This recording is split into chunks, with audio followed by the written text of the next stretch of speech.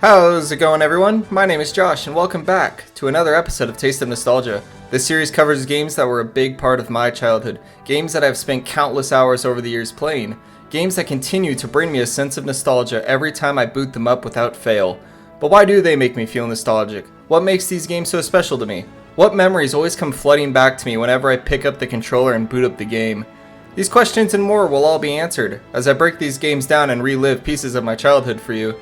During the making of these episodes, I play through these games once again from start to finish and write the script as I go so I never miss a memory or story that comes back to me when I play these games again. Also, if you enjoy the series and want to see more, consider subscribing and letting me know what you want to see next. Now let's get into it. So what is on the menu today, you might ask? Well, the game I'll be discussing in this episode is none other than The Sims 3. The Sims 3 was introduced to me by curiously browsing YouTube one day when I was bored, when I was roughly around 12 years old. Growing up, I honestly thought that this game was legendary. The fact that you could create an abomination of a sim and have them go around either doing good or terrorizing the city made watching this game online so much fun for me. This is a special playthrough for me, so I decided to make it a little more special. I picked up a bunch of DLC for this game on Steam, as they just so happened to be on sale while this episode was in pre-production. It's like it was meant to be. The DLC that I picked up for this game include Seasons, University Life, Ambitions, Generations, High-End Loft Stuff, Late Night, Master Suite Stuff, Outdoor Living, and Town Life Stuff. I have never played any of these DLCs before, but I decided to purchase them on sale anyways. I'm not sure if I'll be able to incorporate them in this playthrough, just because I don't know a whole lot about them and I don't really know where this series is going to go. But I'll do my best. So fun fact, I actually didn't own a copy of The Sims 3 until August of 2016, when I finally bought my own copy of this game on Steam. Now I know what you're thinking, Josh, how is this game nostalgic to you if you only played it for the first time in 2016? That's a good question. This game is very nostalgic to me because as a kid when this game came out, I would watch a lot of it on YouTube.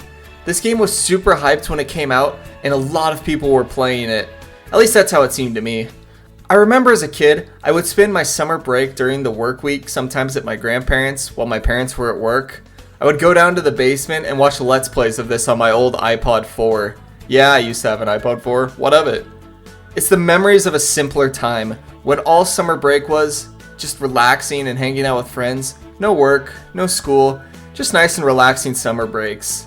That is why this game is so nostalgic to me, because it's tied to a simpler time of my life. I can't think about those chill, relaxed summers without remembering the various playthroughs of The Sims 3 that I used to watch, and how they always made me laugh at just how absurd this game could get at times. And here I am now, recording my own. It's come full circle. It's the year 1186. The Adrestian Empire has fallen at the hands of Dimitri and Dr. Fapple. Edelgard was killed and the war ended in Fodlan. Dr. Fapple, after conquering the Adrestian Empire, decides to leave for an early retirement. However, upon arriving in his new city, he realizes a new threat to Fodlan: band kids. Dr. Fapple also learns that the band kids have teamed up with the survivors of the Adrestian Empire and Imperial loyalists, who are still loyal to Edelgard's ideologies. Realizing that he is outmanned, Dr. Fapple recruits his two best students from the Officers Academy while he was teaching there, myself and Carson, to help him eliminate the threats that continue to threaten Fodlan's peace. He offered us free rent if we helped him, and even let my wife Annette join us. Realizing we still have a common enemy, Carson, Annette, and I agree to move in and begin the hunt for the Adrestian Empire survivors and the parasites to society known as band kids. So here is Dr. Fapple. His lifetime wish is swimming in cash. His traits are bookworm, brave, genius, good, and no sense of humor. I wanted to give Fapple and Annette traits that I thought complemented them based on their personalities in Three Houses. And here I am. That's right, everybody. Early face reveal. You can't even tell the difference between this sim and I. My lifetime wish is the perfect garden, and my traits are ambitious, excitable, flirty, good sense of humor, and loves the heat. Annette, my wife, has the lifetime wish professional author, since she always writes a book at the end of Three Houses, it seems like. Her traits are bookworm, friendly, neat, nurturing, and workaholic. There were a lot of traits in this game that I thought could fit Annette. However, I felt like these 5 traits best described her based on how she was in Three Houses. Let me know if you agree with these traits down below. I also went with Annette's pre-time skip design, as I think it's a better look on her. I made her formal wear a long white dress, like the one she wears in post-time skip in Three Houses, so she will have both main looks in this playthrough.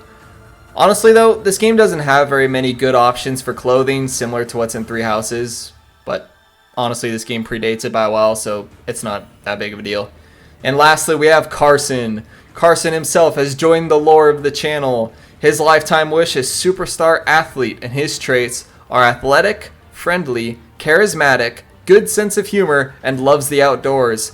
I felt like I really nailed him on this one. Besides his weight and height, he's a very short and heavy person in real life.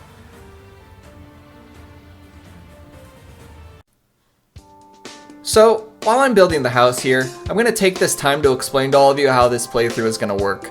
Dr. Fapple is going to be the only character that I control. Josh, Annette, and Carson are going to be free-willed for probably 95% of this run.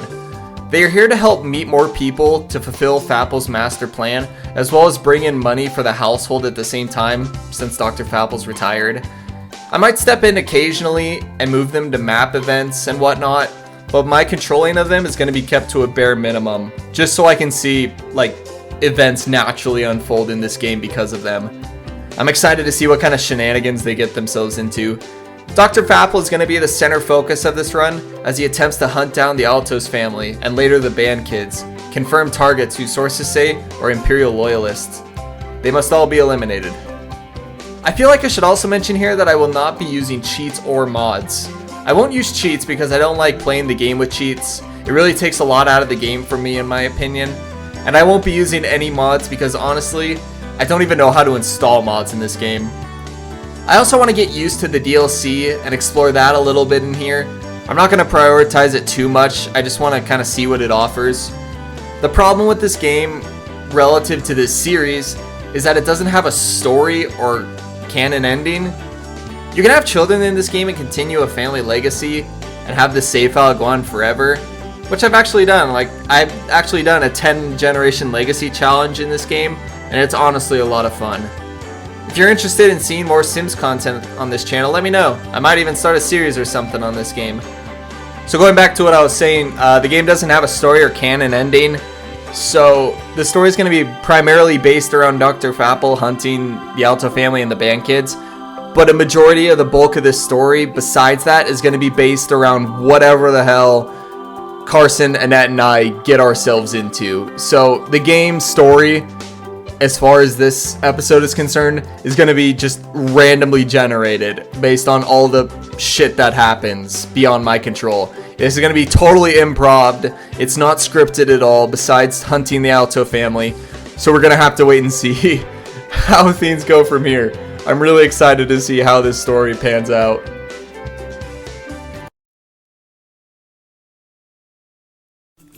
So shortly after we moved in, I decided to start picking jobs for everyone. Carson becomes an athlete, Annette becomes a scientist, while Josh chose to become a journalist. This career will help us meet with people who have intelligence on Imperial loyalists.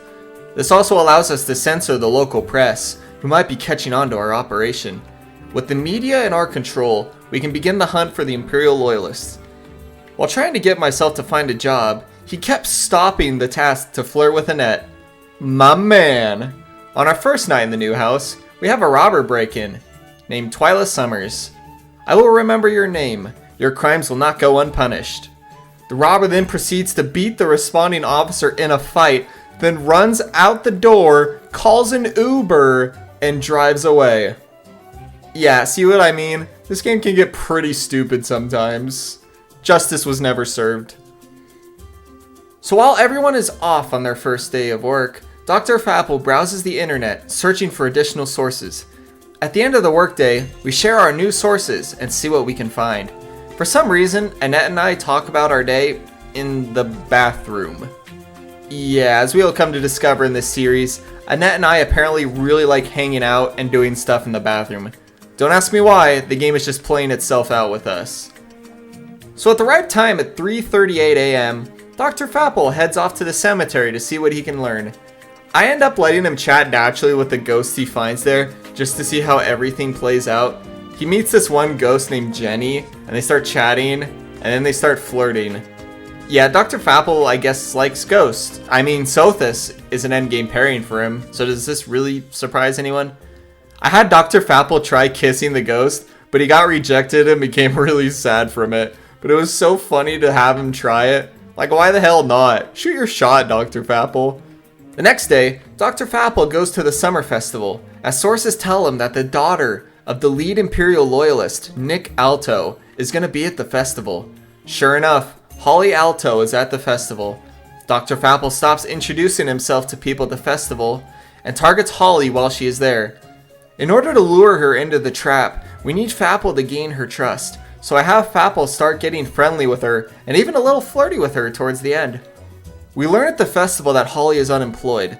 This is perfect because it means that we can lure her into the trap at any time without having to worry about her being out of job or something. We get home and find Carson trying to meet people online. Carson has been going down a gamer path, so we will keep an eye on him with that. His fun is stopped short when the computer breaks down.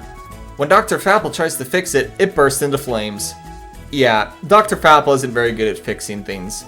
Dr. Fapple is burned in the process and starts waging a war against the eternal flames coming to claim his life. Carson just stands off to the side freaking out while Dr. Fapple burns and fights the fire by himself. As soon as the fire goes out, the fire department then showed up. Thankfully the house didn't burn down. That would have delayed the plans for sure. To celebrate the house not burning down, Annette and I decided to have sex in the shower. Thanks, game. I appreciate you sometimes. There is still trust to be gained with Holly, so Fapple returns to the festival with Holly. Also at the festival, I apparently entered and won a hot dog eating contest. I'm just popping off in this run. The game is making me a Chad for some reason, and I'm super happy for it. Dr. Fapple has a good night with Holly and has fully earned her trust. Now, she is ripe for the picking. It's time to activate Phase 2 of the plan. Chapter 2, The Alto Family. Phase 2 of the plan is about to begin. However, we need a dungeon to hide the shenanigans. So, we start out by building a dungeon. A basement. Hidden inside of this totally not suspicious garden shed. The door is kept locked so that only Dr. Fapple can enter. The reason for this is because I don't want myself, Carson, or Annette going down there and setting the prisoners free. That would be more annoying than hilarious.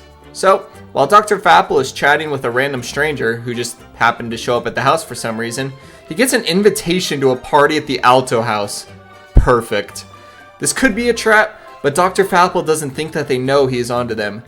Nick knows who Dr. Fapple is, as he was a high-ranking individual during the war, but he thinks that Dr. Fapple doesn't know who he is, when in fact, Dr. Fapple knows exactly who Nick Alto is. While at the party, Dr. Fapple becomes friends with Nick's wife, Vita, and becomes acquaintances with Nick Alto himself. Even better. At the party, Dr. Fapple kisses Holly. It's the kiss of death if you think about it. It's time to strike. The next day, Dr. Fapple invites Holly over and springs the trap. They hang out, and Dr. Fapple lures Holly into the dungeon. He moves the couch into one of the rooms with his mind and lures her in. Then, when Holly is in the room, Dr. Fapple leaves and deletes the door and moves the couch out of the room, leaving Holly in a room with no windows, one toilet, and a potted plant. Dr. Fapple locks the door to the dungeon on his way out and leaves Holly to perish. Dr. Fapple goes to the Alto household and meets with Nick and Vita. His goal is to get closer to the family while informing them that he knows nothing about where Holly is. Then, after a few days in captivity, Holly dies of starvation. The Grim Reaper shows up and takes her ghost away. Dr. Fapple can't help but mourn her, but he has a mission though. He needs to stay focused. 1 Alto down, 2 to go. 2 days later, we have Vita Alto over and lure her into the trap and catch her. Dr. Fapple tries to get Nick Alto over to catch him and finish off the Alto family, but we think that Nick is starting to catch on to the plan. We can't give up on him though. If he catches wind of what is really going on, Dr. Fapple and friends will have to flee back to Garrick Mach Monastery. Dr. Fapple moves Holly's grave to the front of the house to show off his prize, to which Carson then goes outside and splashes in a puddle on top of her grave. Carson is really starting to show his dominance in this household. Carson then challenges Dr. Fapple to a pillow fight for dominance in the household. Carson forgets, though, that Dr. Fapple was a 4-time All-American pillow fighter in college. He gave Carson a lesson he won't soon forget, and reminds him that he still has a lot to learn from his professor. After the legendary Battle of Pillows, Annette and I decided to go outside in the rain and watch the stars. Absolute legends. Shortly after watching the stars activity, Vita died! The Grim Reaper showed up again to reunite her with her daughter. Nick Alto is now definitely going to be more suspicious of us now. We have to act fast. We have to find a way to lure Nick onto the lot and take him out before he can call for help. Dr. Fapple places Vita's grave in front of the house next to Holly's. Dr. Fapple is actually collecting graves like one would collect Pokemon cards. Anyways, let's take out Nick.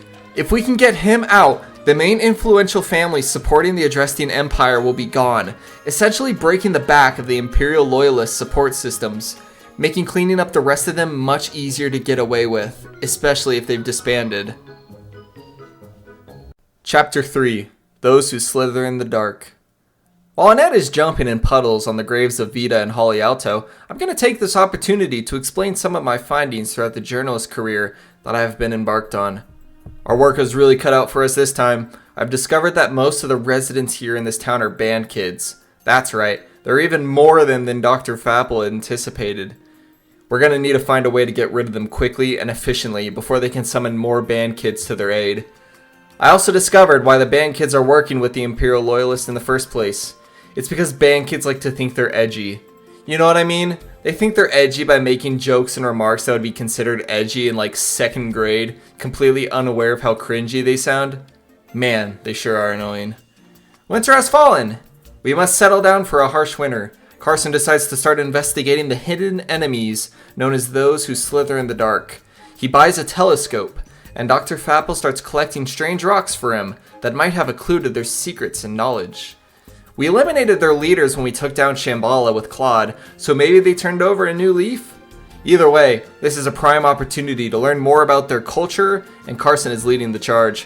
While we wait for our next opportunity to strike at the Alto family, who is becoming more and more cautious of Dr. Fapple, we partake in innocent activities to throw them off our trail, like building a snowman. How can you not trust the man who builds a snowman? Unfortunately, this random girl, Kaylin, comes over and ruins Dr. Fapple's snowman. This is a crime that will not go unpunished. We then are able to convince Nick Alto to come over to the house. At this point, trying to lure him into the dungeon is not an option. Nick doesn't really stay long in one place, and he isn't on very good terms with Dr. Fapple either, so we'll have to be quick about trapping him.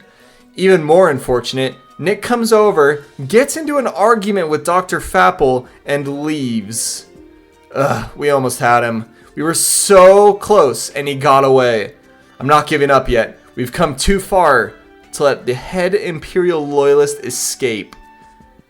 Then, one cold, stormy winter night, Carson is out searching for those who slither in the dark when one of their new ships shows up. They even abducted him. Carson is now able to observe those who slither in the dark up close and personal as they take him to their new base, wherever that may be. Hopefully he comes back with knowledge. Heck, maybe they can even help us take down the Imperials. Carson comes back later perfectly fine. I don't think he learned much on his journey, but that's okay, as long as they didn't kill him. But then it happened. It finally happened. Nick Alto came to the property and we caught him. I built a fun box around him while he was in a good spot and made it so he couldn't escape. This is it. When Nick falls, the remaining Imperial Loyalists will disband, and we can then focus our efforts on the band kids. We just need to be patient while Nick slowly dies out in the open in our front yard where anyone can see him and definitely won't try to free him. I'm starting to think that the people in this town don't like the Imperials either. We all have a common enemy in the end of the day. Chapter 4. Nick Alto. While we are waiting for Nick Alto to die, so the Imperial Loyalists will finally disband once and for all, tragedy strikes. Dr. Fapple realizes that the house's computer is broken, and obviously we can't have that, so he goes over to fix it and shocks himself pretty bad. Then, He realizes that the dishwasher is broken. He mops up the puddle and goes to work on the dishwasher. Then, this genius shocks himself again and fucking dies while trying to fix a dishwasher. He died fixing a dishwasher. The gang takes it pretty rough. We know that Dr. Fapple has the power of a god though, so we think there might be a way to bring him back. I mean, we all saw him do it once when he was swallowed by the darkness of Soul and Spell. He never got to see Nick Alto die and his hard work come to fruition. F's in chat for Dr. Fapple. Carson and I desperately begin searching for a way to bring him back from the dead. Carson recalls an ancient tradition that the Agarthans used to bring Nemesis back from the dead, and begins exploring a way to apply the same science on Dr. Fapple to bring him back. Carson takes the lead on Operation Saving Private Fapple. I know Carson will pull through. It doesn't take Carson long though, and his friends over at the science building that were introduced to him through Annette have a possible method of bringing back Dr. Fapple. We have no choice but to try it. Without Dr. Fapple, there is no hope of defeating the band kids. We need his strength. Carson takes Dr. Fapple's ashes to the science building and is able to revive him. Dr. Fapple has returned and has ascended forms once again. This time, his power couldn't be contained to a mortal's body, so he returned in spirit form. The band kids stand no chance now. Dr. Fapple was struck down and returned even more powerful than anyone could have possibly imagined. Nick Alto is a strong man. His beliefs in the Empire one day being resurrected are troubling, but they keep him alive for a long time. In the meantime, all we can do is wait. We decided we couldn't risk anyone else dying at the hands of the evil dishwasher, so we decided to call a repairman to come and fix it for us. Only, when he showed up, he ended up going out back with me and had a water balloon fight for the ages. He didn't even fix the dishwasher and still charged us for it when he left. Yeah, that one's on me. I can take the L for that one. Also, ghosts started showing up at the house and eating our food. Yeah, even from beyond the grave, the Imperialists still ruin everything. Carson kept pursuing knowledge on those who slither in the dark, and even convinced them to come visit us at our house. The visitor didn't stay long, but it was long enough for us to build good relations with the Agarthans. Peace is truly ahead of us. We can finally set aside our differences and move on to a brighter future together. Finally, after all our patience and waiting, Nick Alto finally died. With the Alto family finally out of the picture, I am able to confirm that a large number of people around Fodlan are going into hiding through my many sources. The Empire is truly gone, at least for now. We decided to celebrate our victory with a special guest, the Grim Reaper himself.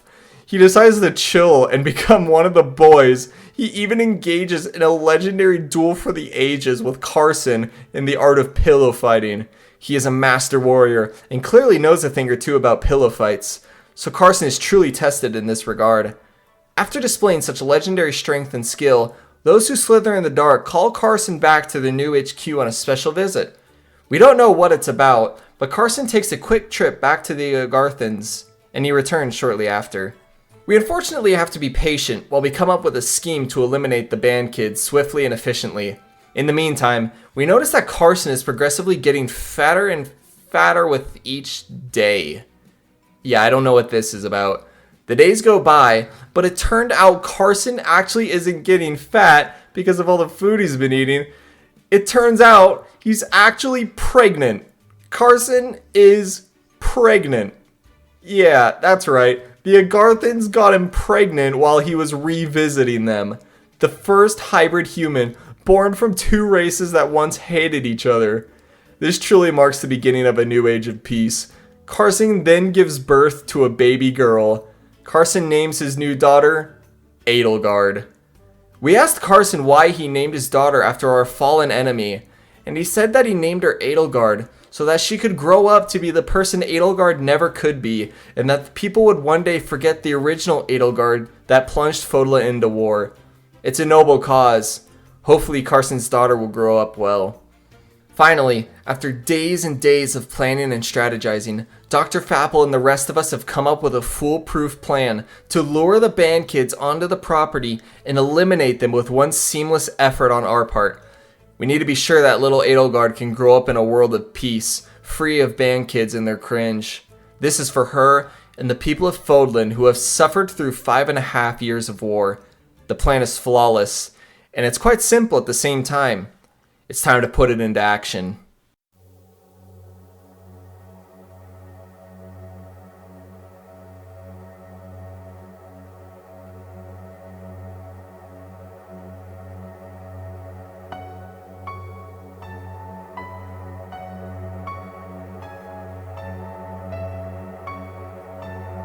With Dr. Fapple in his true form and the pool finally finished, it's time for the pool party. We invite every single band kid in town to the pool party, and they all agreed to come over. There was, unfortunately, one small issue that we overlooked. You see, band kids, as it turns out, can't swim. Yeah, apparently they spend all day practicing their instruments, then looking at themselves in the mirror, convincing themselves that the reason people go to sporting events is to see the band play, that they never set time aside to learn how to swim. As a result, they would never enter the pool, so we had to improvise. Thankfully, Dr. Fapple, in his true spirit form, comes up with a quick scheme. You see, we lure the band kids into the house and use it as the ultimate trap. Dr. Fapple removes the doors and exits and builds us a new and improved house right behind it with a view of the carnage. We then realized that we couldn't lure all the band kids at once because there are just too many of them. We then lure the rest of them back onto the property by throwing a bonfire party, then trapping them the same way that we got Nick Alto with, by pausing and building a wall around them. Finally, with all the band kids trapped, we just sit back and watch our hard work pay off.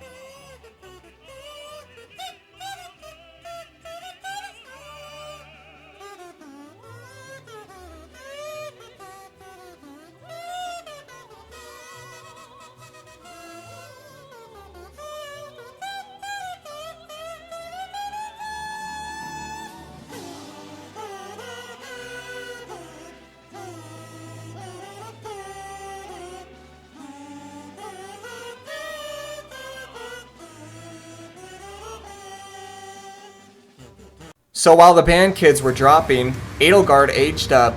Dr. Fapple decided to take up Edelgard as his new personal student. With the help of Carson, Annette, and myself, Edelgard will definitely grow up to do great things. While this is happening, the band kids are still dropping like flies. One by one, Fodlan, no, the world, becomes a better place for everyone. Then, after many months of hard work and dedication, the last band kid dropped. Peace has finally arrived in Fodlan. Our mission is complete. Dr. Fapple ended up leaving us shortly after. He said there were more adventures waiting for him ahead, and he must depart. It's sad to see him go, but we know that he has taught us well, and that this isn't the last time we'll ever see him again. It's just a matter of when we see him again. Peace has finally returned to Fodlan.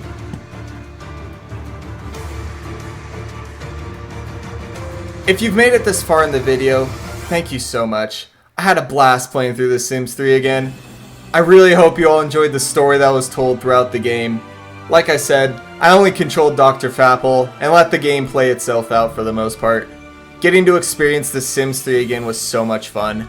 The Sims 3 is a game where you can truly do just about anything, and getting to completely take the game off the track like this is always so much fun. If you liked it, please consider leaving a like on it. If you want to see more, go ahead and subscribe if you haven't. Let me know down below what games make you nostalgic. What memories do you have of the game? Do you still play them to this day? I read all the comments and do my best to reply to them as best as I can. Who knows? You might inspire a new video game to appear on this series. Once again, thank you all for watching, and have a nice day.